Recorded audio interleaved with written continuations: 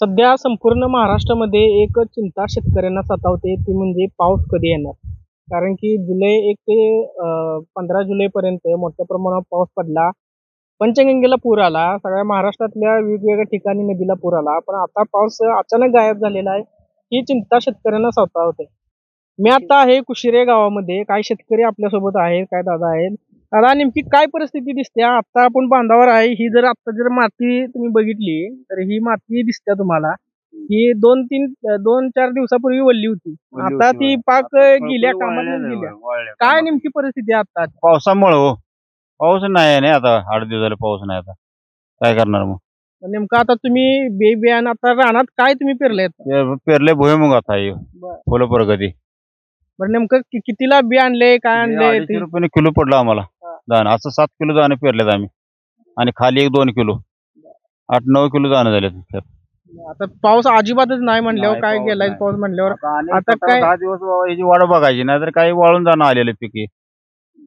आता नेमकी आता काय परिस्थिती दिसते या सगळ्या परिस्थितीमुळे किंवा ह्या सगळ्या 1 ते 15 जुलैपर्यंत पाऊस पडला तेव्हा सगळ्या शेतकऱ्यांनी पाऊस पडून त्याचा उपयोग काहीच झाला नाही ना. लागला म्हणजे लागला, नाही म्हणजे काहीच नाही. आता जर पाऊस आणि 4 दिवस नाही लागला तरी मोडून नवीन पेरण्याचीच हे आहे. दुबार संकट आहे. तर ते पण पाऊस लागला पुढं तर, नाहीतर दुबार पेरणी करून बी काय उपयोग नाही. नेमकं आता काय परिस्थिती शेतामध्ये आता जरा खाली खाली आता वल लागते काय जरा काय? कुठे वल आणायची?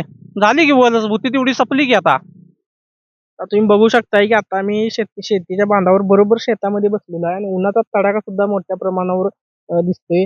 नेमका ऊन जास्त आहे. आता तुम्ही दुसरं काय ह्याच्या पावसाच्या व्यतिरिक्त दुसरं इरिगेशन पाणी असं काय? नाही नाही नाही नाही, ही सगळी जमीन पडीक आहे.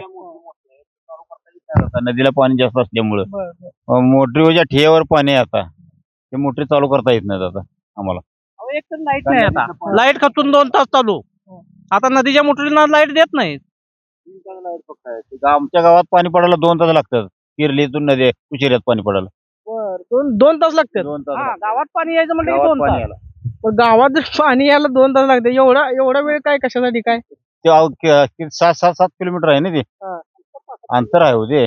पाईप अंतर जास्त असल्यामुळे पाईप भरून येणार म्हणलं का नाही 2 तास लागतात आम्हाला गावात पाणी पडायला. 2 तासानंतर पाणी येणार ते. पाणी येणार मग तिथनं पुढे मग सायपल पद्धतीनं पाईपलाईन काय नाही शिवारात नाही सायपल मग रस्त्यात अशी काय पाईपलाईन वगैरे केलेलं नाही नाही काय? अजून काही पुढून आहे की. तिकडून मेन रस्त्यात नाही की गावात इथं पाणी पडतं. नाही, मागच्या वेळी पण लागून काय उपयोगच झाला नाही ना. सगळी शेती पडली. पाऊस लागला एकदम चालू झाला, रानं तयार करायला पण गावली नाहीत.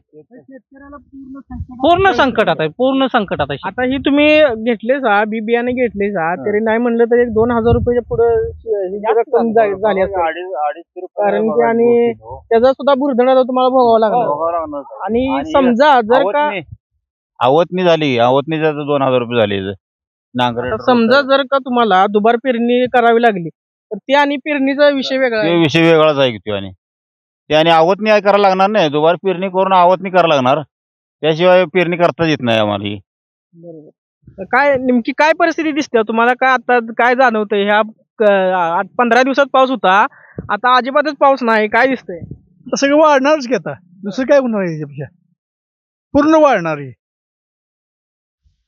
आणि ती पंचगंगेचं पाणी बिणी काय सोडणार आहेत का काय असं काय? आता मोटरीवरच पाणी चालू आहे म्हणल्यानंतर ते पाणी कसं चालू करायचं? मोटर चालू करता येत नाही ते.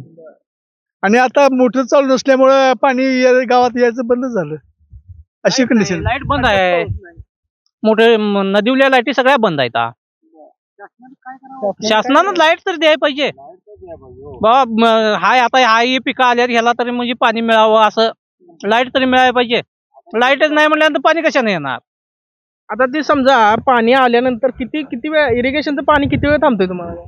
इथं बघा की 2 तास गेले वाटेला यायलाच पाणी. हा. आणि राहिले किती तास?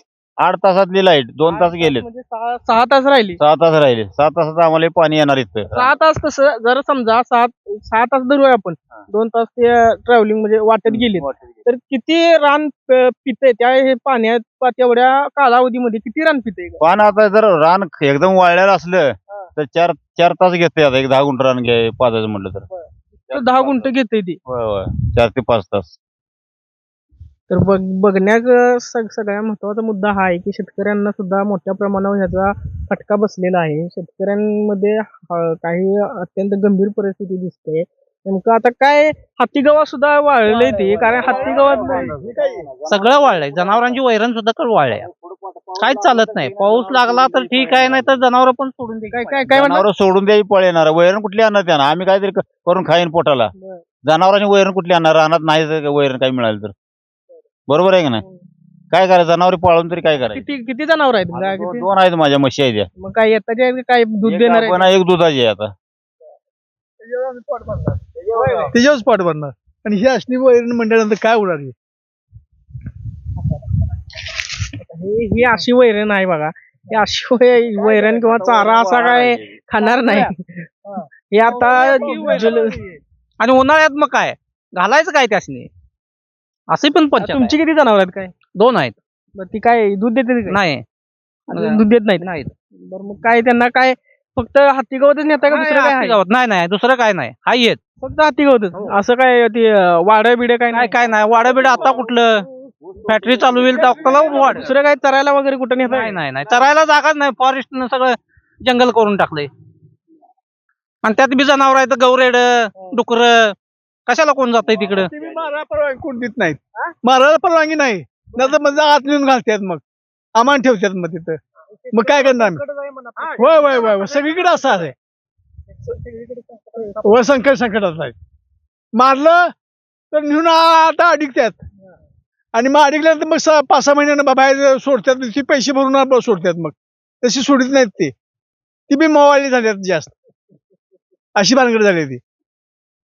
आता बघितलं तर लय परिस्थिती हालाकीची आहे. आता तुम्ही ती कोळप मारायला लागलाय का? होय. त्यात काय दिसते काय वल वगैरे दिसते जरा जरा? जरा वय दिसते हो. तण मारायसाठी आम्ही का नाही, आता जरा ऊन पडले इरडा मारायसाठी तणाचा मारवली कोळपण करतोय आता मला. ती तणनाशक सुद्धा बुरधन तुमच्यावर बसणार गोल औषध मारले घ्यायच्यावर आम्ही.